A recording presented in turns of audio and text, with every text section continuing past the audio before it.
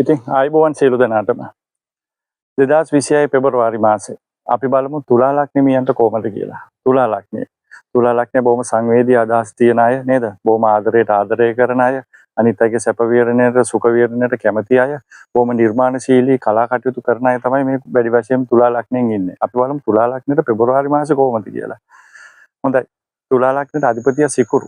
මේ සිකුරු 4 වෙන්නේ දිග්බල වෙලා ඉන්නවා. එහෙනම් පටන් ගන්නකොටම සිකුරු දිග්බල වෙලා හොඳ වාතාවරණයක් හදලා තියෙනවා. තමන්ගේ අලුත් බලාපොරොත්තු නැවුම් බලාපොරොත්තු අලුත් අරමුණු ඉස්සෙසිද්ධ වෙන මාසයක් විදියට මේ තුලා ලග්නෙමියන්ට. අධ්‍යාපනය කරන අයට වෙන්න පුළුවන්, රැකියාව අපේක්ෂා කරන අයට, රැකියාවල නිරත වෙලා ඉන්න අයට, ඊළට යන්න විදේශ රැකියාවල් වල ස්ථිරභාවය, මේ හැම දෙයකටම තුලා ලග්නෙමියන්ට පෙබරවාරි මාසේ බොහොම හොඳ මාසයක්. එතකොට ආදරණීයයන් එකතු වෙන මාසයක් වෙන්න පුළුවන්. එතකොට ඉදිරියට දින නියම කරගන්න මාසයක්.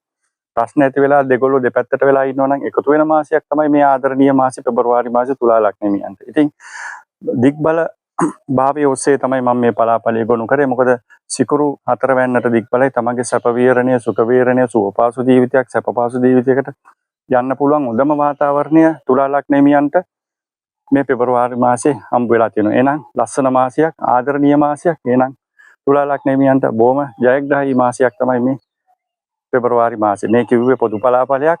හරි පලාපලය දැනගන්න තමුන්ගේ ජන්මපත්‍රය ජ්‍යොතිෂ වේදිකවල පරීක්ෂා කරගත යුතු වෙනවා. හොඳයි. එහෙනම් සියලු දෙනාටම බොහොම ස්තුතියි. ආයුබෝවන්.